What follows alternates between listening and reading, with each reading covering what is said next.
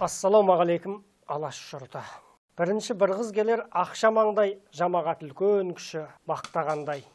Анадан туғаннан ақ болып тана, әлінше жақсыларды жақтағандай.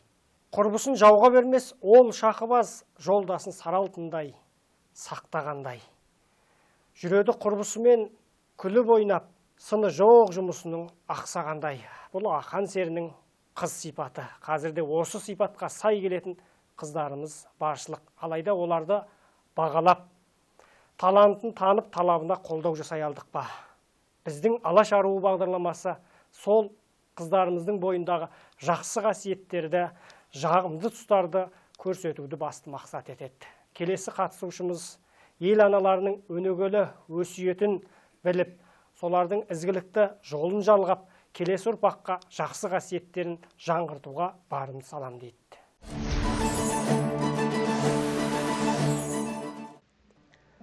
Амансыздар ма ардақтыларым? Менің есімім Дүйсенәлі Балбала. Қазіргі таңда Әл-Фараби атындағы Қазақ ұлттық университетінің 3-ші курс студентімін. Менің мамандығым жерге орналастыру мамандығы. Арманым актриса болу.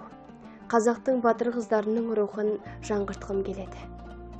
Алаш аруы жарысына қатысудағы мақсатым біздің халқымыз өз ұрпақтарына ғасырдан ғасырға ұлт қасиетін салт дәстүрмен, өнеге әдет ғұрыппен, әдепті ырым тиіммен тәрбиелеп, ұлағатты ол инабатты қыз өсірген. Мен осы салт дәстүрлерді өзімнің бойыңа сіңіріп, өзім сияқты шолпытағар қыздарға дәріптегім келеді. Сонымен қатар бір шаңырақтың ғана емес, үлкен бір әулеттің, тайпа мен елдің берекесін келтіріп, несібесін тасытқан ел аналарымыз жайлы айтқым келеді. Сәлем, Алаш аруы бағдарламасына қош келдің. Бүгін қандай дайындықпен келдің? Сәлем, қош көрдік. Бүгін мен ең бірінші өзімнің көріп өскен қазақи тәрбиеммен келдім. Екіншіден бірнеше кітаптарды оқыдым, өлеңдер жаттадым, өзімнің қол өнерімді ала келдім. Сондай дайындықпен келдім. Қандай өнеріңді паш етесің? Мен бұл жарыста ең бастысы өзімнің қазақы құндылықтарымды, қол өнерді, өзім поэзия оқимын, өлең айтам, жаңылтпаш айтам, сол өнерлерімді паш еткім келеді.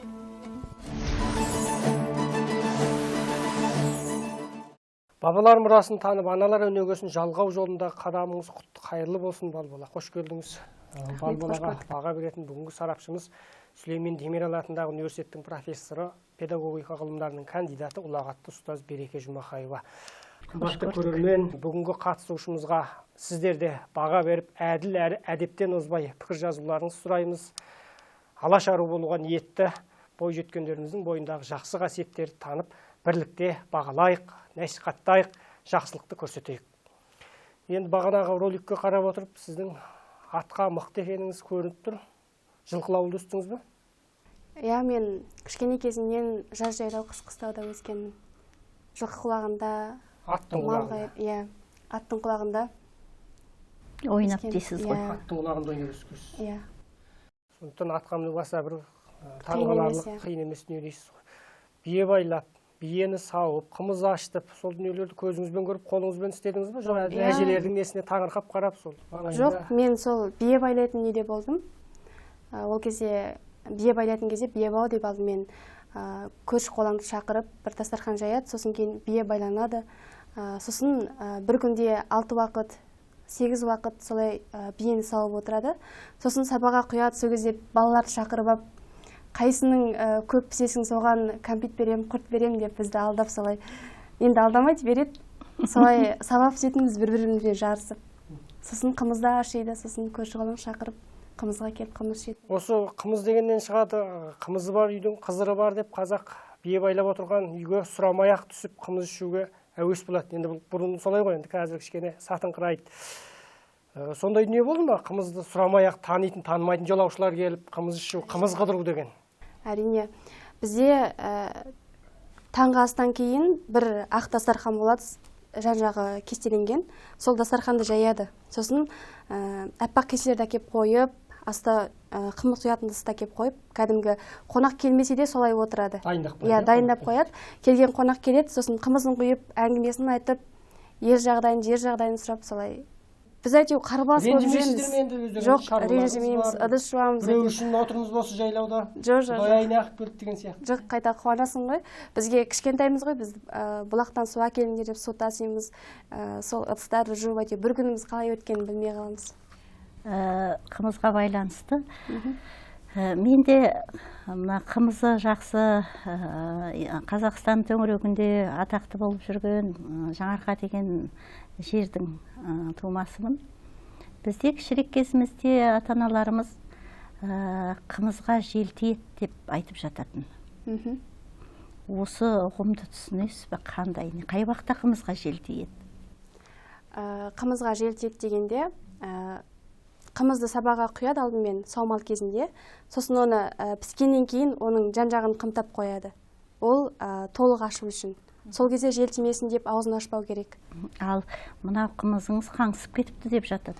Қаңсып кетті деген қымыз ол сабада тұрмай былай бос тұрып қалатын қымыздар бар ғой. Күнге борсып солай қаңсып кетеді, соны айтады. Қаңсып кетті деп айтып жатады.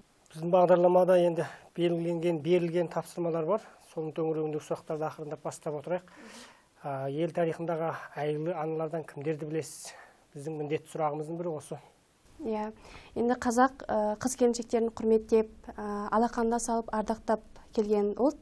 Бір қолымен бесік, бір қолымен әлем тербеткен, бір ғана шаңырақтың емес, бір әулеттің, тайпа мен елдің берекесін келтіріп несібесін тасытқан ел аналарымыз, ер жүректі батыр қыздарымыз қазақта көп. Оларға тоқтала кететін болсақ, сонау сақ дәуірінен Тұмар анамыз, ер жүрек, ол кісі жауға шығып, елін жерін қорғаған. Сосын өзіміздің Домалақ анамыз, Әулие анамыз, одан бері қарай Қызай анамыз, ол кісіден туған қыз. Сосын Әлпеш анамыз, Ақбикеш анамыз. Енді осының ішінде мен Қызай анаға тоқталып өтейін. Бір өнегелі әңгімесін, өнегелі өсиетін айтсаңыз. Иә, өнегелі өсиетімен өзінің мергендігі жайлы айтып өтсем деп ойлаймын. Қызай ананың ұрпағы болып тұрсыз ғой, шамасы көбірек дәріптей көрген, да? Иә, мен Қызай ананың ұрпағым. Көрейік, сол анамыздың қыздары бүгінгі нені қалай жалғады екен кешегі өнегені. Ол кісінің азан шақырып қойған аты Күнбибі, әкесі Байдыбек, анасы өзіміздің Домалақ ана, Әулие ана болған. Енді ол кісінің мергендігі жайлы бір әңгіме айтып өтсем. Енді ол кезде қалмақтар ауылды шауып кетіп, сондай заман болған ғой. Бір күні дастархан үстінде әңгіме қыза бастайды. Сол кезде соғыстан келген бір жас жігіт сөз бастайды. Шағыр ата, несін айтасыз дейді. Осы Қызай ананың парасатты әдісі бойынша құмғалмақтардың егіміздің астына шырғалап әкелдік те, жебенің оқтың астынан алып баудай үшідік әшейін. Шыбын жандарын шырылдатып жібердік дейді. Сол кезде тағы біреусі айтады. Осы Қызай ананың құралайды көз қатқан мергендігіне таңғалдым. Ұшырған жебесі жауға тимегені қалмады дейді. Сосын солай Қызай ананың мергендігін сол жерде мақтап айтады. Сол кезде Қызай анамыз айтады.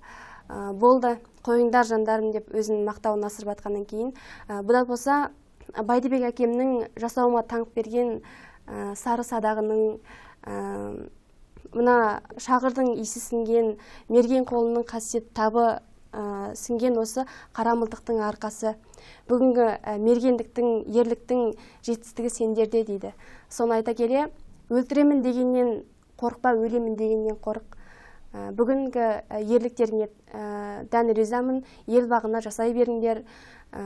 Сосын шеге таған сақтайды, таға тұлпарды сақтайды.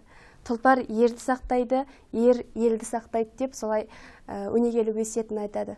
Сосын 2 күннен кейін Қызай анамыз үлкен келіндер мен немере келіндерін шақырып алады. Сол кезде Қызай ананың келіндері Қызай ананың алдынан қия өтпейтін, берген тәлім тәрбиесін қуанышпен қабылдап, ізгі құрмет тұтуды өздеріне дағдыландырған ынтымақты, үлкендері кішкенесінің алдында ілтипатты, кішкенелер үлкендерінің алдында кішіпейіл болып, солай ашық жарқын, ағайын жұрттың ауыл аймақты солай мереге бөлеп, салтанатты мереке сияқты болып, солай бір салтанат қалыптастырған екен келіндері. Сол кезде Қызай анаға сәлем беріп келген келіндер бір тойға баратын адам сияқты киініп барын киіп бақаның қолына ұстап салихалы сәлеммен, біреусі қызаянаға манат жапанын жабып, біреусі қолына алтын жүзігін салып, біреусі күміс нақышты камзолын кигізіп, біреусі көзіңіздің жасын сүртіп жүріңіз деп жібек орамалын беріп солай қызаянаға сәлемдеседі. Сол кезде қызаяна қатты жүрегі жылиды. Менің келіндерім осындай екен деп. Мен бұдан басқа арманым жоқ деп аз қайырылғаннан кейін сол келіндеріне бір әңгіме бастайды. Я қалқаларым дейді. Тәңірім ілтипатына бөлеген киелі кемеңгер әулияна аталған домалағана Нұрила шешем маған былай дейтін дейді. Әйелдің 3 түрлі сұлулығы болады. Соны жан дүниесіне сіңіріп, жүріс келбетіне соны сәйкестіре білген кезде сен ең сұлу әйел, ең бекзатты әйел боласың дейді. Соның біріншісі бет сұлулығы.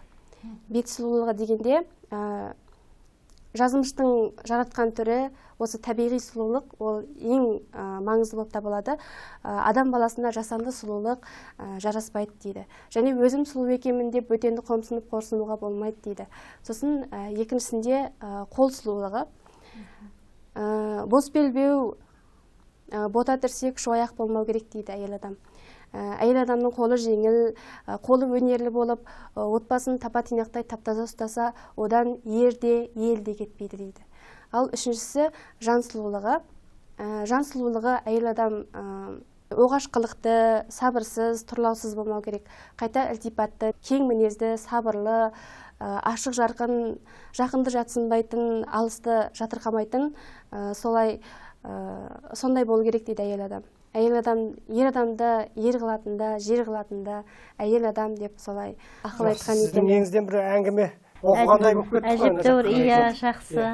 Енді мына дүниелер сол жаңа сіз айтқан анамыздың 3 сұлулығының көрінісі сияқты ғой. Бір көрініс сияқты қаншауы бар деп айтсақ енді. Көрсетіңізші, мына өнерде не бар? Сіздікі ма жоқ басқа? Сол аналардан қалған басқа кісілерді алып келіп көрсетіп тұрсыз ба? Мынау мен анамның аяққабы, өзінің жасауына өзінің анасы тігіп берген. Бұны келіндер босағаға өзінің несіне түске кезінің жанына іліп қойып, өзіне керекті заттарын салады екен осы аяққапқа. Осылай аяққап деп аталады өзі. Аяққап деп аталады? Аяққап деп аталады. Ішіне зат салуға арналған. Шешеңіздің тіккені ғой бұл, иә? Жоқ. Шешенің шешесі, апам тіккен ғой, жасауына жасап берген. Нағаш апаңыз. Жасауынан келген. Дұрыс, жақсы дүние. Сосын мынау тоқыма табақтың астына қоятын. Бұл да анаңыздікі ма енді? Бұны карантинда тоқыдық, екеулеп жүріп әйтеу. Үйде осылай тоқығамыз, табақтың астына қоятын. Сіздің де қолыңыздың ізі бар ма? Иә. Тоқыдық деп көпше түрде айтты ғой. Жақсы. Ал мынау кестелі жіп, кестелі шыт. Кестелі шыт. Кестелі орамал деген кезде көп әндер болған, сол осындай жақсы дүниелер. Кестелі ақ жібек орамал дейтін. Иә, бұны бұрында қыздарды, мен бұны ешкімге бермеймін, қазірше деп ба. Негізі бұрын кім-кімге береді? Бұрын қыздар атастырып қояды ғой бұрынғы заманда, бір-бірін танымайды сол кезде. Әрең бір алтыбақан ойнап жүріп па, бір көрген кезінде қыз жігітке береді екен осы орамалды, атастырып қойған жігітіне ше. Енді жүзін сүртіп жүрсін, күнделікті көріп жүрсін, есіне мен алып жүрсін деп осылай. Баяғы кезеңдегі сыйлықтар қойды. Дәл осы кезеңде өзің бір қандай да бір көңілің қалаған бір адамға осыны сыйлап жатсаң, осындай бір орамалды. Түсіне ме, қалай ойлайсың? Қалай қабылдайды? Онша түсіне қоймайды деп ойлаймын. Өйткені бұл қазір көп қолдана білмейді бұны. Солай ма? Енді онда түсінетін адам тауып бергеніңіз. Түсіндіріп беру керек сияқты. Солай. Енді бұрын тойлар өткен ғой. Тойлар өткенде осындай жеңгелеріміз осындай шыттарды көп түйген екен. Сонда өзіңіздің? Иә. Жастарға, тойда келген жастарға шаш оғып бір-бірден осылай орамал берген екен. Ал енді мынау кестелі кегіше. Мыналарда мынау чайнек қойғыш, мынау табақ қойғыш. Мынау не заттар екен? Мынау орындық жапқыш қой, орындыққа жабатын. Бұларды да кім жасады, бізге сол жағы қызық. Мынаны анам тіккен, осында алып келдім. Өзіңіз анамның көзіндей деп алып келдіңіз ғой? Иә, мен мына кішкентайларын тіккем. Мыналарды өзіңіз тоқыдыңыз. Мынау бізбен тоқылатын дүние ғой. Иә, мына бізбен тоқылады. Ал қане мынаны көрсеңізші, мынаңыз бір. Мынау білетін адам бар, иә. ізгесте ғой бұл. Ізгесте, әлі Бізгесте. Бізгесте. Мынау біз деп аталады, бұл елдер, кәдімгі қазақ елдері бұны таңдап жүріп алады. Жүйрік біз деп. Солай өзіне жүйрігі қалай бұл сонда? Жүйрігі қалай дегенде ол майда болады да, бүйтіп сорып алған кезде тез алынады. Ал мынау көп жыл болды мына бізді істеткенімізге. Жүзі майысып, кішкене жасып қалады ғой. Мұқалды ма? Бұл енді маған ұрсып отырады, мына өлініп әрең тұр, жылынып қалмасын үші деп. Енді мынаны кішкене тігіп көрсетейін. Мынау не аты, мынаның сырты не деп аталады? Мынау кергіш деп аталады. Кергіш, мынау ішінде тағы біреусі бар. Екі қабаттан тұрады бұл кергіш деген. Иә, міне. Мына ішінде тағы бір ағаш бар, осындай дөңгелек. Мынау ағашқа ағаш киілетін болып тұр ғой. Иә, ағашқа ағаш киіледі. Анау тартып тұру үшін екі кергі. Сосын арасына осындай қара барқыт қояды. Бізде кестен осындай қара барқытқа, мындай қызыл барқыттарға тігеді. Бұл кезде артында іліп аласың, былай. Осылай мына қолмен іліп алып, былай екеп, осылай ұстап отырады. Бізге осылай іліп отырады. Ырымын жасады бала, істейтінін көрсетті, айтатынын және көрсетті. Сіздің үйіңізде енді мынандай дүние болғаннан кейін бір құнды, біраз атадан бері қарай жалғасып кеткен құнды жәдігерлер, мұралар, жасаумен келген, тігілген дүниелер бар шығар? Иә, бізде өзіміздің кәдімгі ас ішетін үйде түс кигізіліп тұрады бір керегеде. Сол анашымның әкемнің жасап берген, әкеме сол өзінің әпкелері істеп берген түс кигіз бар. Сол кісі сол іліп қойған. Түс кигіз дегенне ол қай жерде кімдерге арнап құрылады, кім тігеді, қалай болады? Біздің барлық бағдарламаның барысында осы сұрақ қойылған жоқ. Түс кигізді ол негізінен енді келіншек алатын жас жігітке, соның отауына ілу үшін тігіледі. Оны көбінде әпкелері, жеңгелері, аналары арнап түс кигіз тігіп жатады. Соны жас отауға іледі. Екі жастар жататын отауға осы түс кигізді шымылдығымен қосып іліп қояды. Сонда келген кезде сол түс кигіздің қасына отырады ғой, иә? Иә. Былай шымылдықты ашып барып отырады ғой. Қазақта оң жақ деген сөз бар. Иә. Нені білдіреді осы оң жақ деген? Оң жақ деген қыз 12-ден асқаннан кейін кәдімгі үйдің оң жағына қызға арнап өзінің киімдерін қоятын, өзінің төсек орнын солай кәдімгі осындай шымылдықпен бөлектеп қойған. Қыздың заттары соның ішінде болады деп. Солай қыз баланы солай оң жаққа орналастырған 12-ден асқаннан кейін. Ал ұзатылған қыз мысалы барды, келін болып түсті. Онда қай жерге орналасады? Отауға орналасады өздері. Бөлек орналасады. Иә, бөлек орналасады. Осыны білу керек. Жаңағы сіздің оң жақ дегеніңізді сол қызды бөлек қоятын жерді негізінде көсеге деп атайды. Көсеге, иә, көгерсін деген сөз шығады, иә. Көсегесін өзі жасауымен қосып ала кететін болған қыздар. Бұрын. Көсегін, қазақта бір тамаша сөз бар. Көсегін көгерсін, көрпең ұлғайсын деп айтады. Көрпе ұлғайдың өзін екі мәнде түсінуге болады. Біріншіден жасап атқан жасауың үлкейсін, екінші жағынан келгенде көрпе ұлғаю адамың көбейсін деген баға, перзентің көп болсын. Шілдеханаға барып көрдіңіз ба? Енді жайлауда жүрмін дейсіз, бұл жақта перзентхана жоқ шығар, мүмкін келіндердің сол жайлаудағы үйлерде босанғанын көзіңізбен көріп, кейбір ырым тиымдарды өзіңізді жасап көрдіңіз бе екен? Қалаңыз бар ма? Босанғанын көзіммен көрген жоқпын. Бірақ шілдеханаға барғам. Не ол? Қай кезде болады? Шілдехана деген бір жас келін босанғаннан кейін соны үйге алып келеді. Үйге алып келген кезде шақырулы, шақырусыз қонақтар өздері келеді. Мысалға кешкісін малдарын жасап қойып, бауы берік болсын деп, оның бәрі келіннің құрметіне. Сосын шілдехана күзету деген болады, солай дастархан жайылады, ауылдың жастары жиналып, таң атқанша өлең айтады. Ал босанған келіншек шымылдықтың ар жағында енді сүйек-сүйегі босап жатыр ғой, сол өлеңнен бір ләззат алып, жан сарай кеңіп, бір сондай бір рахат күйге бөленеді екен. Жағынан өмірге келген сәбидің құлағына біздің ұлттық музыка, ұлттық әуен, өнердің алғашқы дүниелері сіңіріле бастады. Солар Абайдың туғанда дүниесі күн ашады өлең, өлеңмен жер қойнына кірер денең деп айтатын осыған байланысты ғой енді. Жақсы.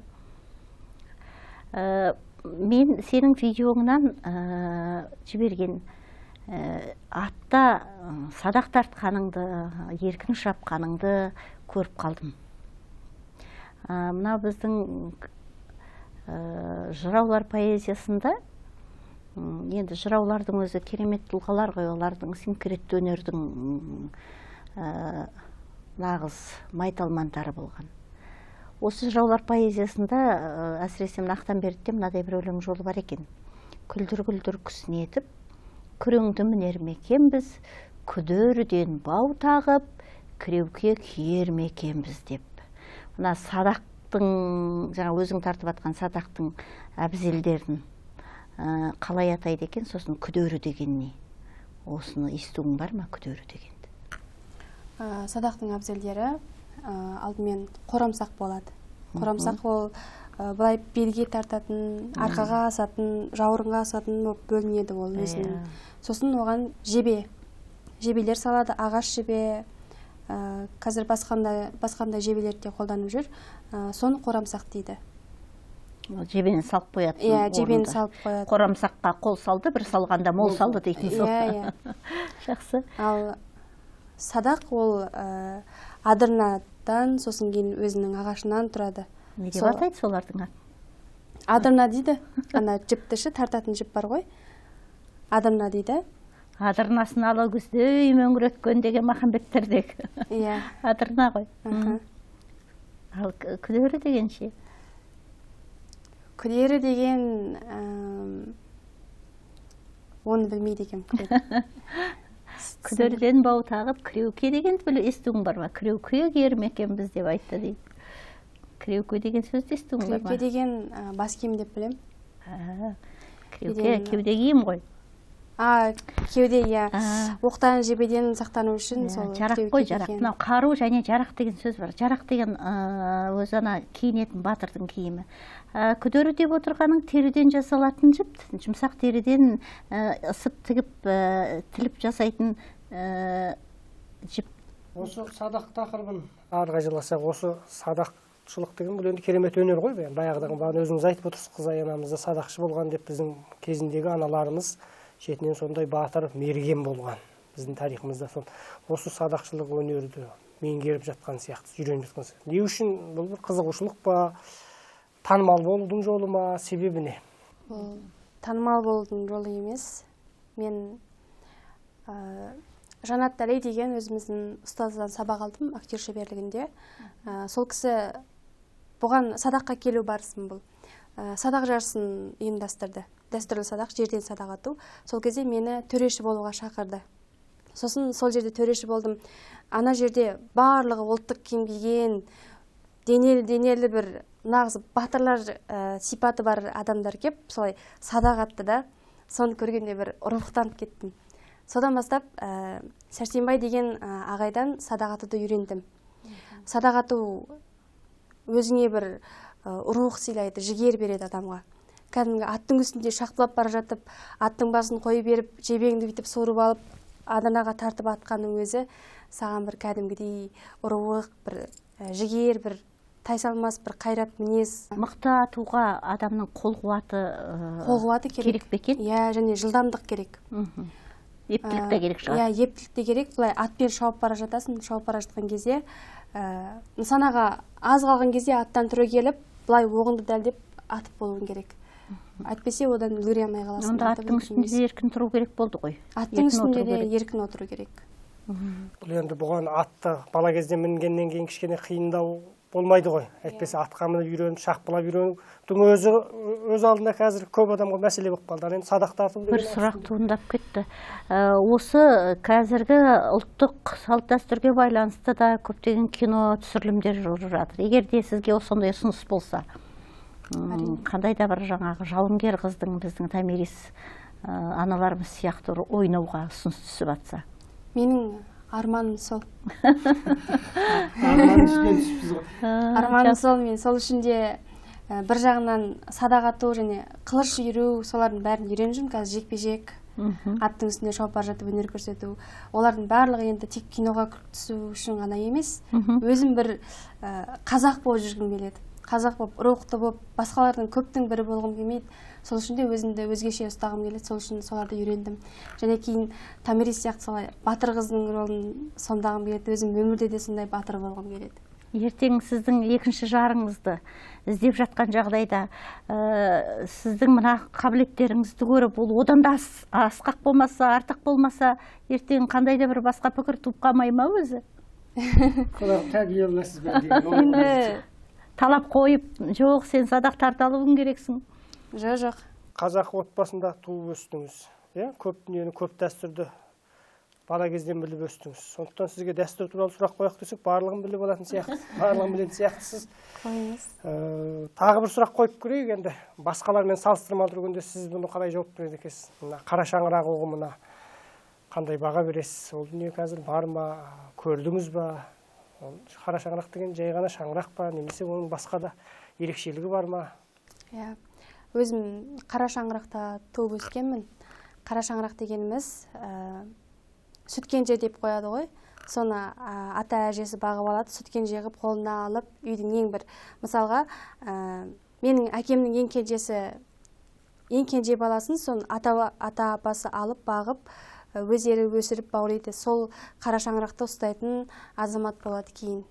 Сол қара шаңырақты солай ұстайды. Қара шаңыраққа елдің бәрі құрмет етеді. Сол қара шаңыраққа туыс-туғандар бас қосып, дырдуман тойын жасап, ақылдасатын істерін ақылдасып, солай кіреді. Және біздің үйге келгенде үлкен кісілердің өзі біздің табалдырыққа үш рет сәлем салып кіретін. Табалдырыққа сәлем, қара шаңыраққа сәлем деп, солай үйге сәлем салып кіретін болған. Келіндер қалай келеді қара шаңыраққа? Қара шаңыраққа келіндер де сәлем салып келеді. Өзінің сый-сияпатымен, тарту таралғысымен келеді. Қара шаңыраққа келін болып түсудің және қара шаңырақты ұстайтын азаматтың бойында қандай соған сай талаптар болу керек, қандай шарттар болу керек? Текті білу керек қой, текті болу керек. Сол қара шаңырақты... Тектілік деген ұғымды да тарату керек ау біраз. Тектілік дегенді. Тектілік деген бойында қазақтың қаны бар, жүрегі қазақ деп соғатын, сол барлық сол қара шаңырақтың ыстығы мен суығына төзіп, соның барлық несін білетін адам сол текті деп айталам негізі. Салт дәстүрді, қазақтың барлық қасиеттерін бойына сіңірген адам текті адам деп айтуға болады деп ойлаймын. Енді сол қара шаңырақты ұстайтын адам сондай текті болу керек, көпшіл болу керек. Өйткені ол қара шаңыраққа барлық туыс-туғандар жиналады. Оған келін болып түскен келінде қолы кең, мінезі ашық, сабырлы, сондай көпшіл келін болу керек деп ойлаймын. Енді сіз қара шаңыраққа келін болып шықпасаңыз ұстау оңай болып тұр ғой, өйткені жерден шыққанда. Құдай қаласа. Мынау қазіргі жастарда әсіресе теледидардың кейбір хабарлары бар. Мынау жарыз дейтін.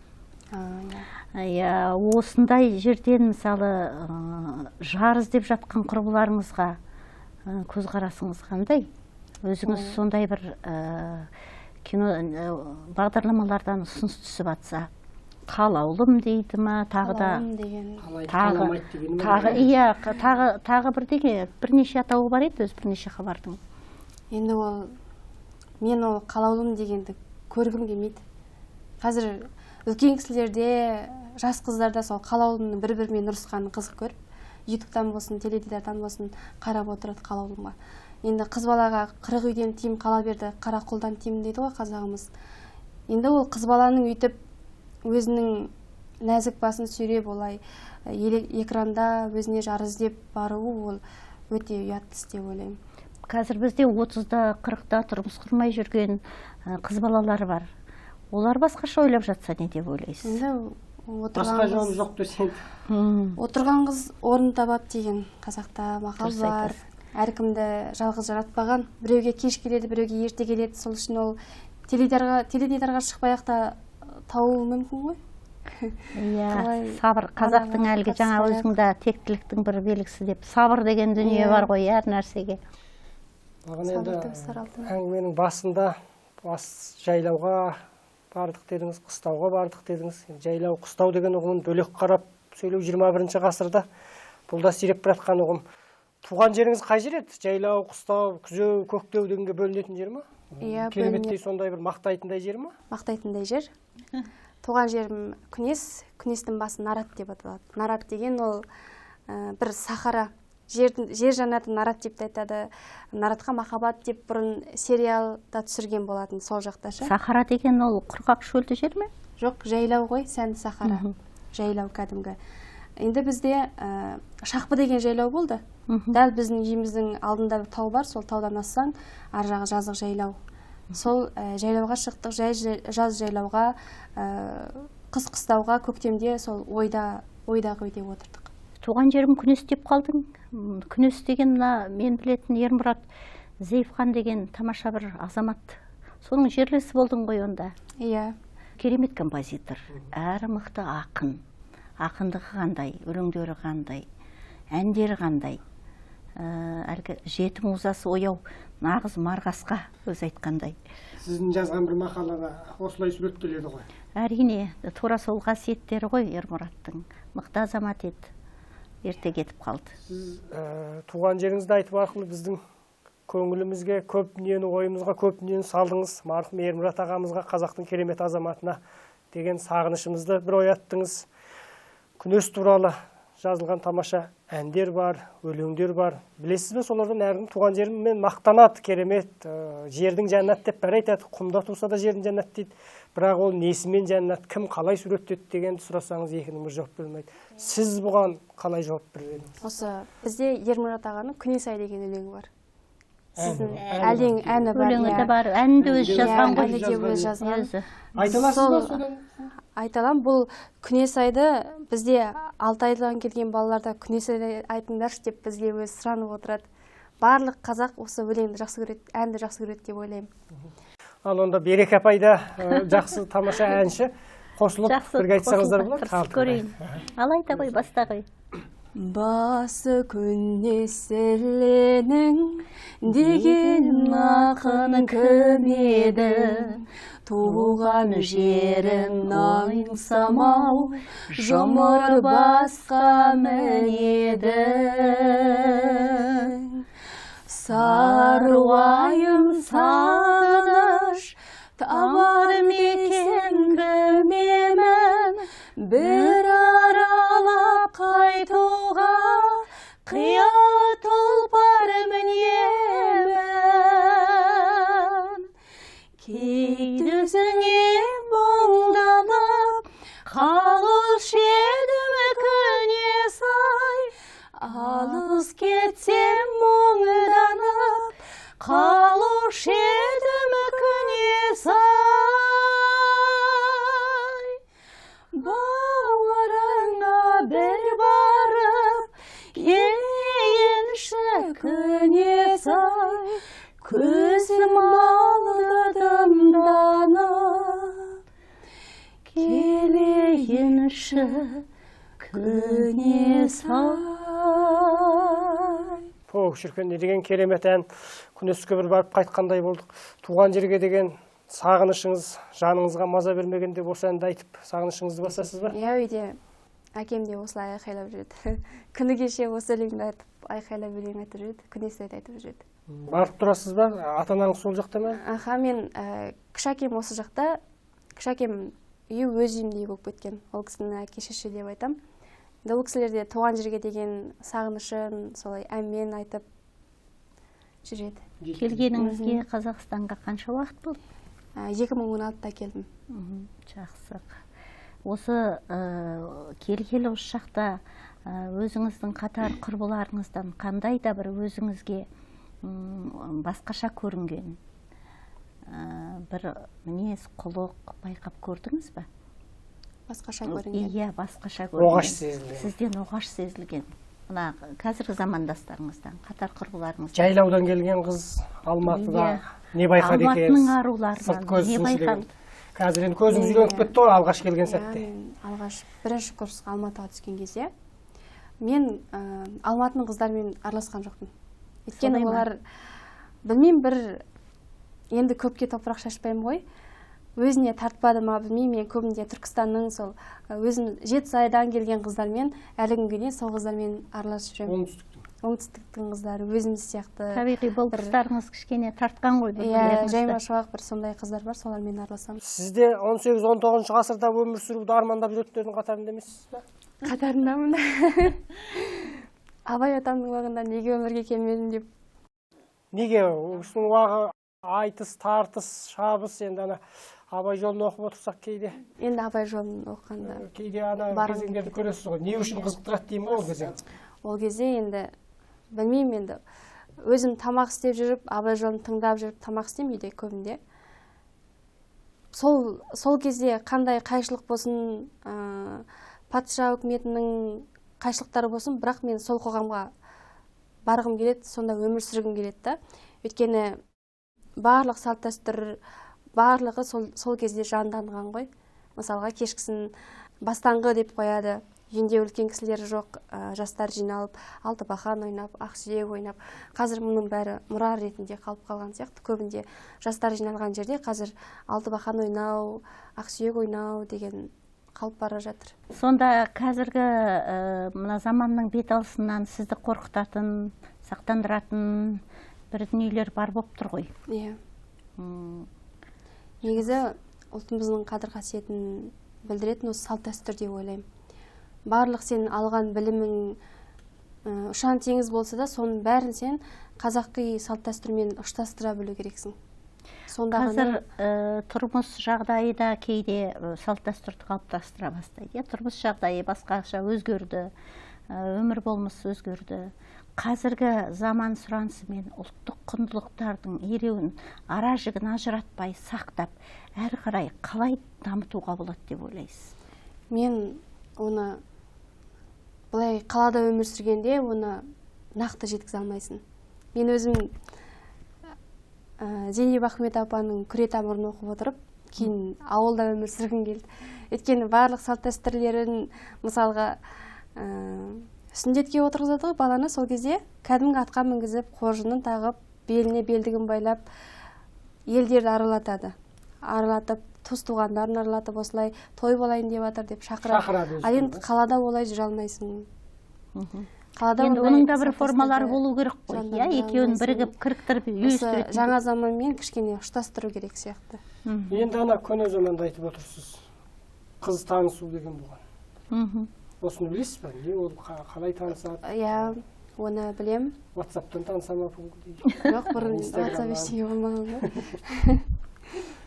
Бұрында қыз ұзатылатыннан 2-3 күн бұрын, болмаса 4-5 күн бұрын өзінің үлкен үйден бастап туысқандарын аралайды. Жанына сіңілдерін ертіп, жеңгелерін ертіп, кәдімгі ата-әбзелдерін әдемі қылып, күмістен жасатып, бір сәнді болып, солай бір топ болып, шоғыр болып, ең алдымен үлкен үйден бастап, солай ұзатылғалы жатқанын тойға шақырып, солай ол кісілер өзінің кәдесін беріп, малын беріп, сол қызға арнап тіккен көрпе, төркөрпе, жаңағы өзінің түскегіз бірдеңелерін беріп, солай барлығын тойға шақырған. Мысалға келе жатқанда, о, не танысқан қыз келе жатыр деп айтады барлығы. Бірден білініп тұрады танысқан қыз. Бұл шынымен де мен де көзіммен көргім, танысқан қыздың салтанаты кейде анау кешегі қыз жібектің көшін суреттегенге ұқсаңқырап кететін. Өйткені күмістелген ата-әбзелдерменен, анау ат көрпелерінің өзі сондай керемет, қолында күмістелген қамшы, күлкілері, әзілдері жарасып келе жатқан кезде, кәдімгі бір баяғының бір қорғыздары дегеннің осы біздің қазақтың қорғыздары осылар шығар. Кешегі жібектің көшін іздеген кездегі төлеген көз салған көштер осылай болған шығар деген дүние келетін. Бұл біздің шынында қазақтың мәдениетінде, дәстүрінде қазір мүлдем ұмыт болды деймін. Танысқан қыз деген қазір. Танысқан қыз келе жатыр екен деген кезде біз бала кезде жүгіріп шығып, оның алдынан кәдімгі таңғала қарап, телефонға түсіріп қоятын кез болса. Солда танысқан қыз керісінше елімен қоштасқан қыз болып отыр ғой, шын мәнісінде танысу емес. Ата танысу болғанмен еліменен қоштасып, бата алып, сосын олар жаңағы сый-сияпатын беріп, кейбір өзінің ана жасау жабдығына келетін дайындап отырады. Жеңгелер тіккен. Енді осының бір танысқан қыздың ән айтатын сондай дүниесі болды ма? Жоқ әлде тек бата алып қана? Негізінен бата алып қайтады, иә? Негізінен бата алып қайтады. Енді ұзатылған қыздың айтатын әндерінің ішінде сыңсу бар, одан басқа аужар бар, одан кейін сарын деген бар. Осы не естуіңіз бар ма, сарын айту деген? Сарын айту дегенді бұлай естімеппін, бірақ түсінік беріп көрейін сарынға. Ұзатылған қыз өзінің туған жеріне, құрбыларына, құрдастарына қимастық сезіммен айтатын ән екен деп ойлаймын сарынды. Өйткені аужартта айтады ғой, әкесіне бөлек, сіңіліне бөлек, інісіне бөлек, солай әрбіріне әртүрлі өлеңмен өзінің сүйіспеншілігін, қимастығын білдіріп, құшақтап солай аужар айтып қайтып жатады. Ал егер қыз осыны шығарып өзі айта алмайтындай болып жатса, немесе жаңағы дауысы келмейтіндей болып жатса, қалай осындайды арқай жалғастырған? Оны құрбылары көмектеседі. Құрбылары оған көмектесіп, енді ол ұзатылып бара жатқан қыз жылап, қыстығып, оны айта алмауы мүмкін ғой. Сосын құрбылары, жеңгелер, құрбылары көмектесіп айтып, солай шығарып салады. Одан кейін тағы бір дүние, бұны қазір тіпті ұмыт болып барады, бірақ баяғыда бұл міндетті екен. Сейіткен Жақметұлының қазақ халқының салт дәстүрлері деген кітабынан оқыдым, бірақ мен де көзіммен көргем. Төркіндеу деген бар. Осыны білесіз бе, көріп беріңіз. Бұл өте сирек адамдар ғана білетін дүние болып қалды. Енді оңтүстік жақтарда, батыс жақтарда бар шығар. Төркіндеу дегеніміз, ол мысалға барлығымыз қартаямыз ғой енді.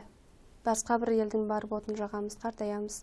Ол кезде елмен қоштасамыз, сосын қартайып бір қайтатын шағына келгенде апаларымыз, әжелеріміз сол төркін деген қимастықпен енді сол туысқандардың үйіне барып төркіндеп өзінің қимастығын білдіріп әрбір үйге аунап қонап жатып солай қайтқан екен өзінің өмірден өтетін шағында. Дұрыс айтасыз. Бұл шынында солай. Негізі өмірінде бір-ақ рет төркіндейді. Төркіндеп келген қызға міндетті түрде сый-сияпаттарын береді екен. Біз көзімізбен көрдік. Әсіресе шынында үлкен апамыз. Енді біз мысалы апай болып келеді ғой. Енді кәрі қойдың жасындай жасым қалды, бүгін ертең ана жаққа кетермін, төркіндерін сіздермен қоштасайын деп кәдімгі арнайы келіп аралап кетеді екен, сый-сияпатын береді екен. Тіпті сол ана Сейіт ағамыздың кітабында жазылған, әйел адам қайтыс болғанда бұл төркіндеп бет деп сұрайды екен кезінде. Егер төркіндемеген десе, ондай болса сый-сияпатын береміз, төркіндеме бет деп, сый-сияпатын сол жерде береді дейді. Бұл бір қыздың хақысы сияқты төркіннен алуға тиісті, қоштасуға тиісті, немесе төркініне деген бір қимастық сезімді білдіруге тиісті дүние екен. Бұл енді өте сирек дүниені сіздің білгеніңіз жақсы болды. Басқа қандай өнеріңіз бар? Қол өнерді айттық, атқа мінеді екенсіз, атады екенсіз, қылыштасуды біледі екенсіз, әнге де ептеп дауысыңыздың келіңкірейтінін байқадық. Иә, тап-тамаша дауысы бар. Тағы жасырып қалмай бар өнеріңізді көрсетіп беріңіз біздің бағдарламада. Өзім поэзия оқуға қызығам. Жаңылтпаш айту. Поэзия тамаша. Қане көрейік. Жаңылтпаш айтып көріңіз, өлеңнен үзінді оқып көріңіз, көрейік. Алдымен өлеңнен үзінді оқып көрейін. Ақштау апамыздың өлеңі «Аяулы сіңілім» деген.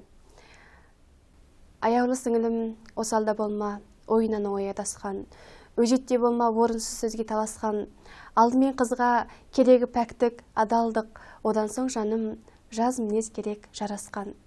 Айтарымдағы берік бол сертке бір сөйле, сабырлы таудың мінезі керек күлсеңде, қыз мінез деген сұлулық сыры өмірдің жатқандай болсын, жұмбақтай қиын бір сенде. Десекте біздер жастықтың сырын азықтық, өмірдің жолы болмайды тегіс жазықтық.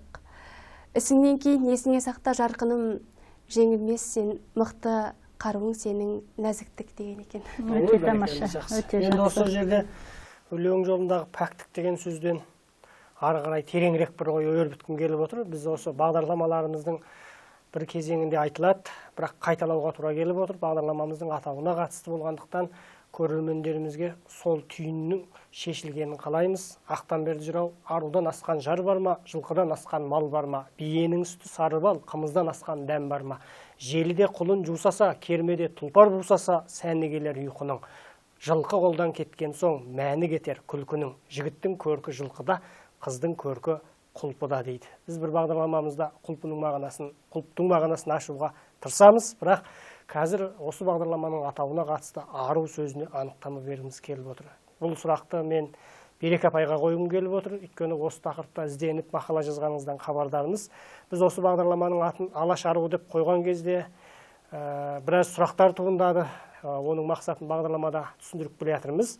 Яғни Алаш аруы деген атты ешкімге бермейміз, бірақ Алаш аруы болғысы келетін бойжеткендерімізді шабыттандырамыз, ынталандырамыз, сыннан, жүзіктің көзінен бір өткізіп, ары қарай не істеу керек екенін үйретеміз, бағыт береміз дегенбіз. Дегенмен ару деген сөз кез келген дүниеге қолдана бермейді. Қыздың бәрі ару емес. Ақтанберді бекер айтпайды.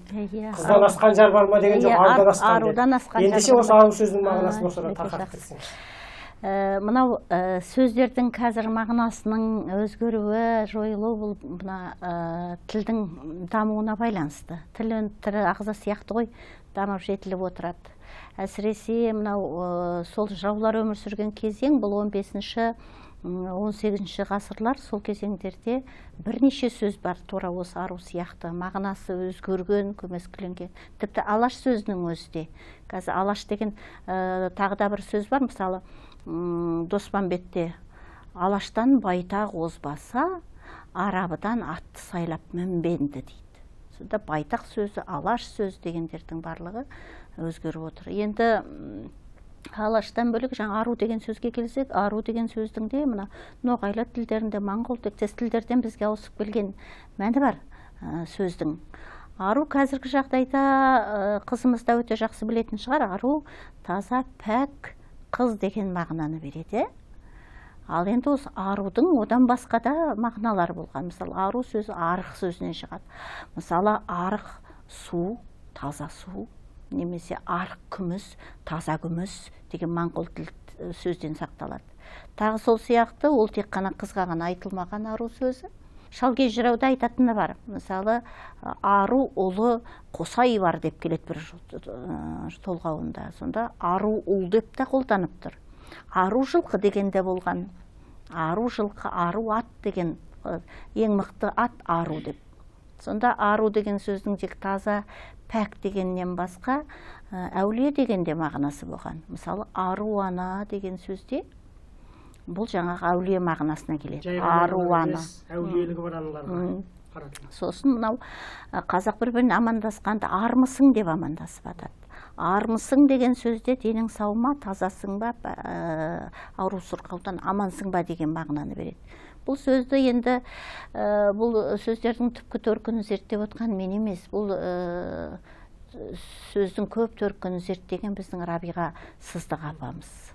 Салыстырып көп дүниелер жазған, әрі көне түркологиялық сөздіктерден салыстырады, түркі тектес халықтың тілдерімен салыстырады, бірнеше сөйтіп келіп, саралап келіп, әдемі ойлар айтады. Сонда ару деген сөздің өзінде таза сөзі болса, екінші жағынан жаңағы пәк сөзі де шығады, әулие деген де сөз шығады. Сондай сөздің бірнеше қабатты мағынасы бар. Бірақ енді уақыт өткеннен кейін әрине сөздің бір мағынасы белсенді, бір мағынасы жаңағы көмескі болып қалады. Жаңағы байтақ деген сөзімізді кезінде байтақ десек, біз кең далаға қатысты қолданып жүрміз байтақ деген сөзді. Ал байтақ деген сөз ол өзің туған халқың, кәдімгі бірнеше жұрт, алаш деген сияқты. Тіпті сонда алаш жұрты менен байтақ сөзінің екеуі де халыққа байланысты қолданылған. Біреуі жаңа белсенді қолданатын, біреуі әлдеқайда көмескі қолданып келген сөздердің біреуі. Дұрыс. Осы бағдарламамыз арқылы да бір танымдық жақсы ақпаратқа ие болдық деп ойлаймыз. Сіздің мамандығыңызды қарасақ, жерге орындасу деп тұр. Адасып түсіп кеткен сияқтысыз ғой. Қазақ әдебиетіне, өнеріне бейіміңіз көбірек сияқты байқамай түсіп кеткенсіз бе? Енді грант болғаннан кейін түсіп кеттім. Үйдегілердің үмітін ақтайын деп тағы да бір жыл оқып жүру, білмеймін енді. Өзімнің жылымды уақытымды жоғалтып сияқты болып көрінді. негізінде бұл жерде тек қана тіл мен әдебиетте оқитын ғана адам жақсы білу керек деген ойдан біз кішкене шығуымыз керек. Мысалы қоғамның қай тетігін ұстап отырсаң да, ертең бала тәрбиелейтін ана болғаннан кейін өзі тәлім тәрбиені бірінші бала анадан алады ғой. Ал кез келген қыздың мұраты ана болу. Ендеше анаға бұл лайықты не деп. Біздің де бағдарламамызда дизайнерлерде сан алуан мамандықтағы қыздар бар. Бұл сұрақты әдейі ауыстырып қойып отырғанымен, біздің мақсатымыз шынында береке апай айтқандай барлық аналар өзінің ұрпағына ұлттық тәрбиені бере алатын болса деп, осы жақсы ізгі ниетпен осы бағдарламаны бастап жолға қойып жатқан жайымыз бар. Сонымен бүгінгі бағдарламамыздың түйін сөзін, қорытынды сөзін, қатысушыға қатысты бағасын береке апайдан тыңдасақ. Балбала қызымыздың бойында өнері тұнып тұр. Біріншіден, мына өзге тілді араластырмай таза сөйлеген қалпың ұнады қызым. Екіншіден, қазақтың шын мәнісінде құндылығын, бойындағы табиғи мінезін бәрін сақтағаның көрініп тұр. Сұрақтарға ашық, әлдеқайда көп танымдық, мәнде жақсы жауап бердің. Енді болашақ мұрат әрине жақсы маман болу, жақсы жар табу, одан кейін жақсы ана болу. Менімше осы тұрғыдан келгенде қазақтың көсегесін көгертетін, ертеңгі мәнді, мағызмұнды ұрпағын тәрбиелейтін жақсы ару деп есептеймін. Жолың болсын қызым. Өзім ұнады маған балбала. Шын мәнісінде 8 қырлы бір сырлы. Бұл енді жігітке ғана айтылмайды. Қызға да айтылатын мінез, себебі адамға айтылатын бұл бір теңеу ғой енді балама. Сондықтан өнерің өрісті болсын қызым. Сол тілек. Біздің бағдарламамыздың қыздардың бойындағы жан-жақты қасиетін, өнерін көрсетуге бағытталған мақсаты мүмкіндігінше орындалып жатқан сияқты. Мен енді балбаланы тек атқа мініп садақ атумен ғана айналысама десем, оның бойында оқыған, тоқығаны бар екен. Енді ол садақ атуға жүгіру бойындағы бір батырлық рухтың ізі болғаннан кейін, соған деген махаббат болғаннан кейін келіп отыр. Бірақ енді мінезінде де биязылық. Балбаланың тағы бір ұнап қалған жері, мынау ас істеп, ас әзірлеп жүріп, абай жолын тыңдап жүремін, естіп жүремін дегені керемет ұнады. Мына біздің қазақ халқы өзі тумысында аудиал, тыңдау арқылы құлаққа сіңірген. Ауызша әдебиетіміз кең жайылып, өркен жайған, сондықтан ғой дамығаны. Осы мына замандастарыңа да тура сондай бір пікір айтқым келеді. Қазір мына аудио кітап дегендері толып жатыр. Осыны адам өзінің мазмұнын байытпайынша ертең ұрпаққа не айтады. Сондықтан осы мінезі, осы сөз ұнады. Абай жолын тыңдайым дедіңіз, ас дайындап жүріп. Абай жолын енді оқу бір басқа, тыңдау бір басқа ғой. Осы дәстүрді өзіңіз ойлап таптыңыз ба? Біреулер кеңес берді ма, жоқ көргеніңіз бар ма? Бір жылғы шайда апам чай ішіп отырып, чайдың аяғында әңгімеден әңгіме шығып, сол бұрынғы кездерін айтады ғой. Сосын жайлауда ол кезде теледидар болмаған, сосын жайлауда радио болған. Енді таңғы 6:30-да бір роман оқу керек. Енді оған дейін сиырды сауып, бұзауларды жіберіп, шайге отырып болу керек. Сол үшін қараңғыдан тұрып, сиырын сауып, шайын ішіп отырып, сол романды тыңдаған екен. Радиодан. Осы орайда сол заман бізде де болған деп айтуға болады, себебі сол апайларың мен апаларың мен бізде сол қарайлас шығармыз. Кәдімгі ол кезде мынадай аудио кітаптар жоқ, тіпті қазір ескі бұрынғы пластинкалар дөңгелек. Соны қойып, Қобыланды батыр жыры, Қыз жібек, Айман шолпан, осы сияқты жырларды тыңдап өстік. Біздің әкемде қызық, анау Айман шолпанның бір тамаша жерлеріне келгенде, әсіресе оның ұтқырлықтарын көргенде, қатты күліп, жаңағы рахаттанады. Әсіресе болғанда теңге шешең, менде шешең дейтін жерлер бар ғой, осы жерлер келген керемет күлетін. Тағы мынау Иса Байзақовтың мықты Ақбөпе деген поэмасы болды. Соны мен осы пластинкада тыңдап жүріп, әдемі оқылады, қызы оқиды. Соны тыңдап жүріп жаттадым. Мысалы, қазір айтсаң, 1 сағаттық уақытты алатын жыр, поэма. Енді ойлаймын ғой, енді бұрынғы уақыт солай болды, мүмкіндік жоқ еді. Қазіргі уақытта бәрі де бар. Көлікте кетіп бара жатып, аудио кітаптардың қай-қайсын болсын тыңдаса балалар. Бүгінгі күнмен үйлестіріп, жалғастырып осыны. Бұл да бір тамаша дәстүр. Кітап оқу дәстүрі. Сіздер айтқан, сіздерді бастан өткен не, менің де басынан өткен. Қара шаңырақтағы Төлеш деген ағамыз батырлар жырын оқиды кешке.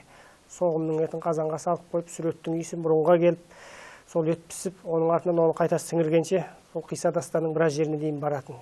Кейін сол өзіміз оқуға ертерек қаттанып кетуге ниеттеніп, ақыры сол қиса дастандарды оқып, жаттайтын болдық. Сол арқылы кітап оқуға деген қызығушылығымыз артты. Осындай жақсы дәстүрлер бүгінгі жастардың тарапынан қолдау тауып, қызығушылығы туындап, жаңғыртып жатса, нұр үстіне нұр болар еді. Ендеше осындай жақсы, берекелі сұхбаттарымыз көп болсын. Қай байқауға қатыссаңыз да, бағыңызда бабыңыз қатар шауып, маңдайыңыз жарқырап жүрсін. Рахмет. Ұмыт болған ұлттық құндылықтарымыздың тағы бірін естеріңізге сала кеткім келіп отыр. Баяғыда бойдағы жігіттер қыздауылдың көшкен жұртын көруге арнайы барады екен. Егер ол жұрт тап-таза ретті жинақы болса, бұл ауылдың қыз келіндері таза, текті, жинақы екен деп қыз алып күйеу бала болуға тырысқан. Ал егер күл қоқысы шашылып жатса, жиналмаса, реттелмесе, бұл ауылдың қыз қырқындары берекесіз, тәрбиесіз екен, олақ салақ екен деп аулақ жүруге тырысқан. Тектілік пен тәрбиелікті айтқызбай аңғартқан ата-бабаларымыздың осы әрекеттеріне қалай ғана сүйсінбеске. Қазақтың осы дәстүрлерін толық бағалап, танығанда ғана қандай ұлт екенімізді біліп, тарихымызды қайтадан жазатын боламыз. Ұмыт болған ұлттық құндылықтарымызды ұлықтайтын, жаңғыртатын жалынды да жігерлі, текті де тәрбиелі жастарымыз көп болғай.